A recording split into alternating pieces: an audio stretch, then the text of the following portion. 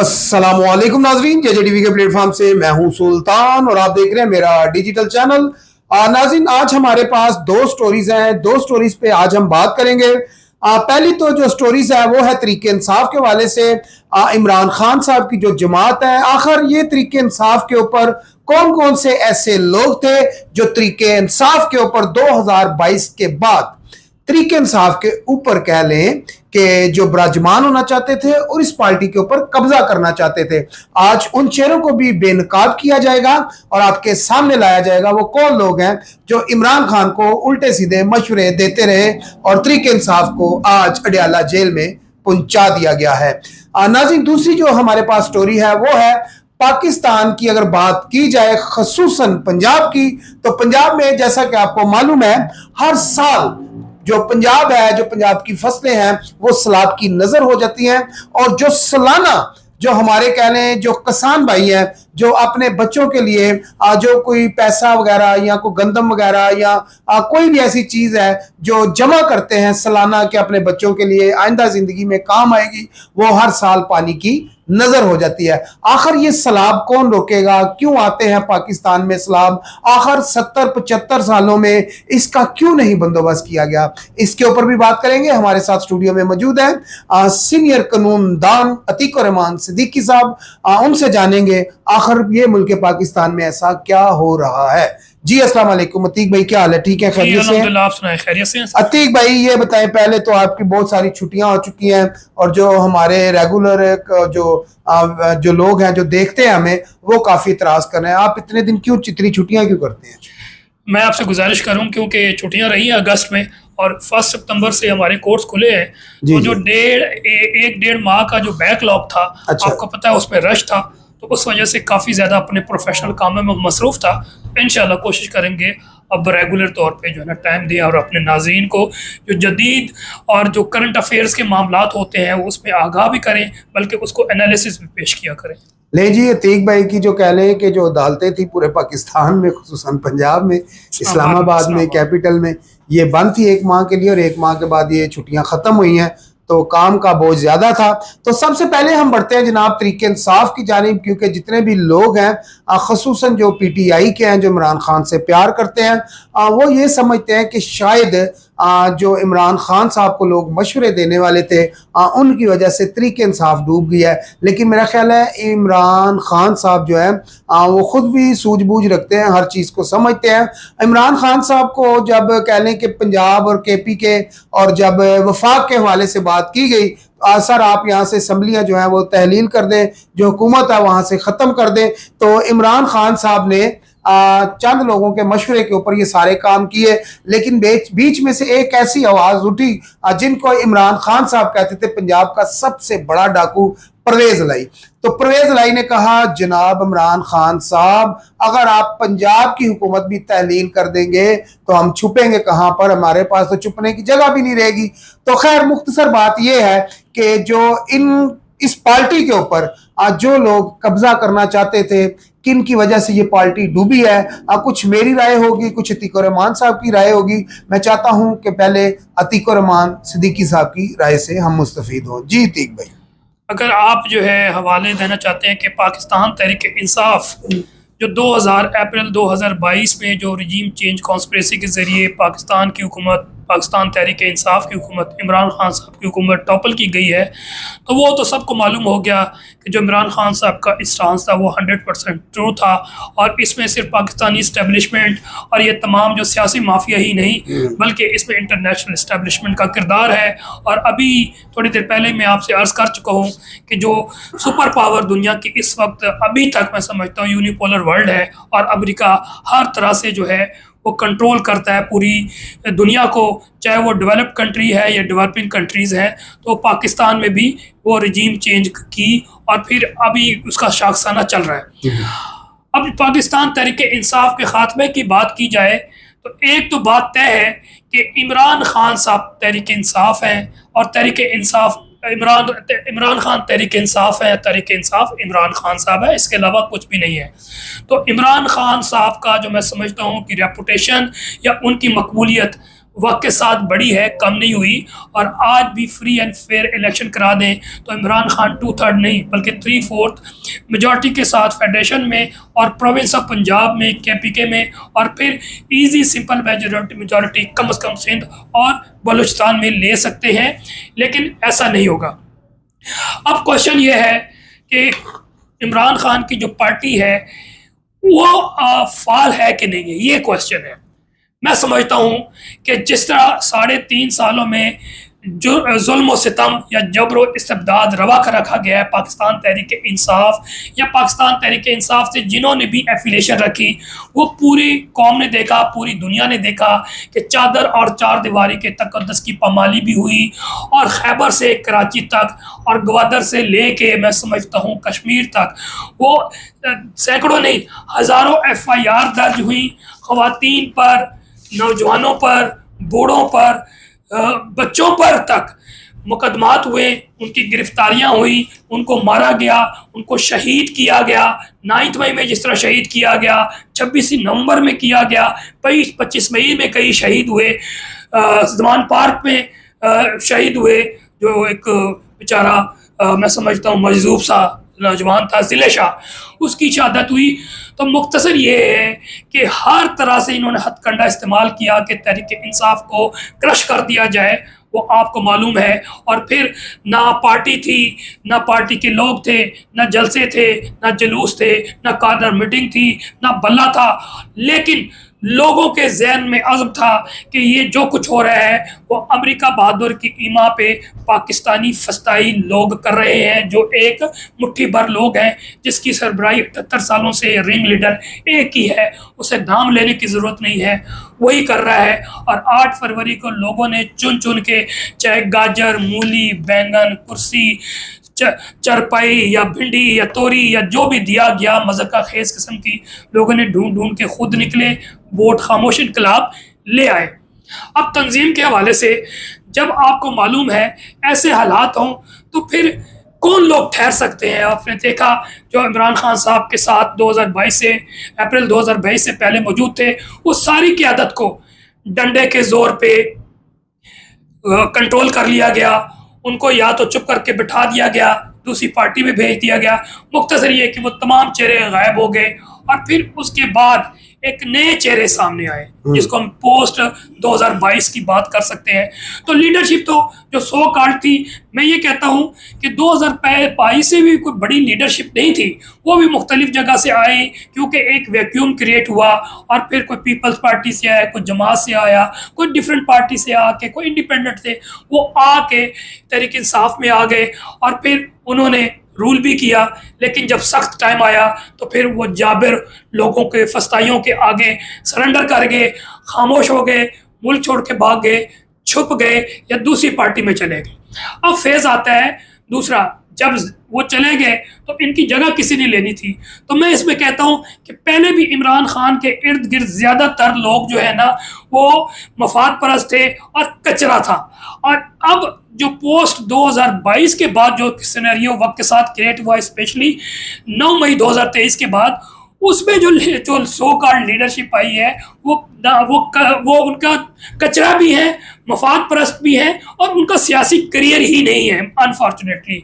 तो मैं इनमें से कुछ चंद नाम लेना मैं बताने लगा। मैं अब इनको सिंपल ये कहता हूँ कि जनाब सॉफ्ट लहजे में ये कंप्रोमाइज लोग हैं, ये कंट्रोल्ड है और मैनेज्ड है। मैं स्लैंग्स या बुरे अल्फाज नहीं अदा करना चाहता। नहीं, तो अब आप गौर करें तो इन तमाम हालात में जब में अब देखिए कि कोई पैसे वाला हो, कोई जागीरदार हो, कोई सनतकार हो, ताजिर हो, कारोबारी हो, तो अब मैं मिसाल के तौर पे तहरीक इंसाफ को सपोर्ट कर रहा हूँ, मैं ताजिर हूँ या सनतकार हूँ या मैं कारोबारी हूँ, मतलब मैं पावर एंड पल्फ, अगर पावर नहीं तो पल्फ है, पैसा रखने वाला हूँ। तो इस जबर के सामने मैंने अपने बच्चों को तो देखना है ना, तो लोग नहीं रेजिस्ट कर सकते। उनको धमकी जाती है भाई तुम्हारा कारोबार ख़त्म कर देंगे, हम तुम्हारे कारोबार को, हमारी ज़मीनों को, एवरीथिंग ख़त्म करके हमें जेल में भेज देंगे।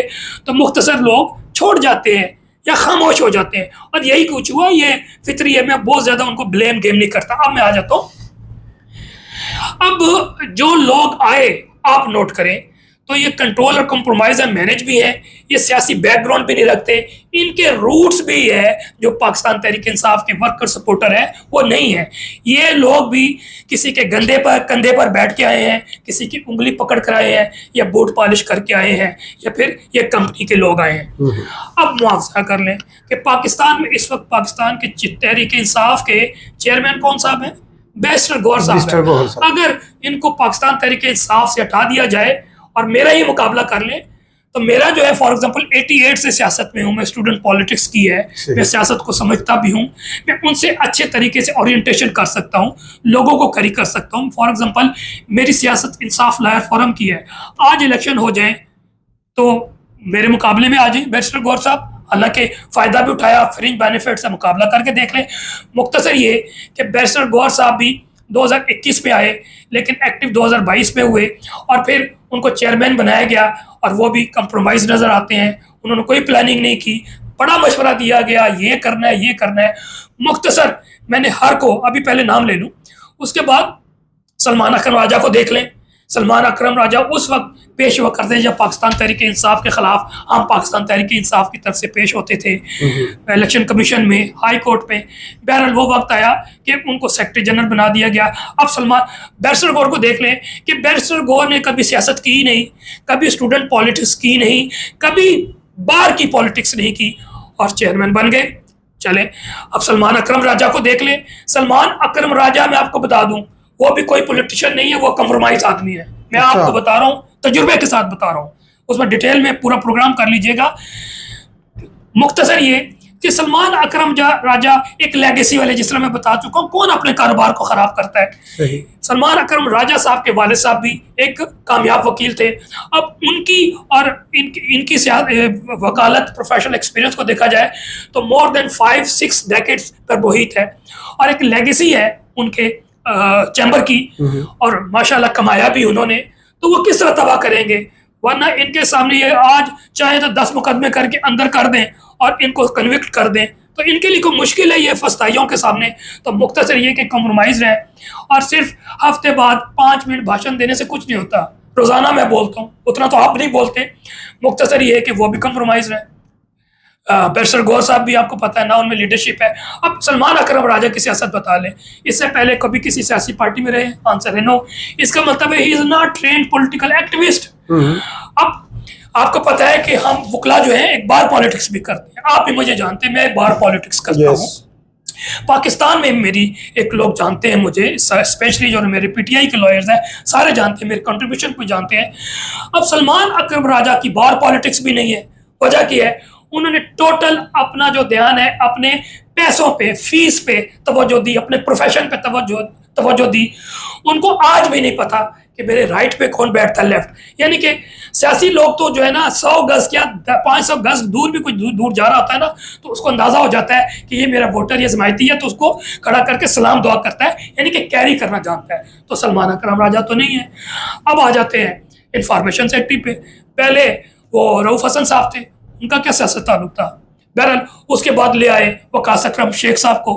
वो जिस तरह उनका पूरा रिकॉर्ड आपको मालूम है, वो एक ट्रांसपोर्टर है, एक जागीरदार है। तो वो तो मुशर्रफ के दौर में रहे, काफ लीग में रहे। मुख्तसर ये कि 2022 में यहाँ आ गए तो उनको इंफॉर्मेशन सेक्रेटरी दे दिया गया। फिर और नाम है नईम पंजोता की कोई हैसियत ही नहीं है, ना वो मेंटली कोई इंटेलेक्चुअल है, ना रिच है। अतीक भाई, आपने नईम हैदर पंजोता की बात की, तो मेरा एक छोटा सा सवाल है। अब मुझे ये बताएं कि जिस तरह की नईम हैदर पंजोता ने जुबान इस्तेमाल की है सहाफियों के हवाले से, क्या उनको ऐसी जुबान इस्तेमाल करना जेब देता है? और वो भी पूरे पाकिस्तान के मीडिया के सामने ऑन द रिकॉर्ड। आप मुझे जानते हैं, जो भी मुझे जानता है, बार भी जानते हैं कि इख्तलाफ राय भी जो है ना तमीज़ के दायरे में रह के करनी चाहिए। यानी कि अल्फाज का चुनाव बहुत इंपॉर्टेंट रहता है। इसी से आपकी पर्सनैलिटी पता लगती है कि आपकी तरबियत कहाँ पर हुई है, आपकी तालीम क्या है, क्या आपने सिर्फ सिलेबस के क्वेश्चन या सवाल याद किए हैं या आपने किताबें पढ़ी हैं, आपने पुराने स्कॉलर्स को, पॉलिटिकल साइंटिस्ट को, आपने पुराने पॉलिटिशियंस को पढ़ा है कि नहीं पढ़ा, तो फिर उसकी तरबियत साजी होती है।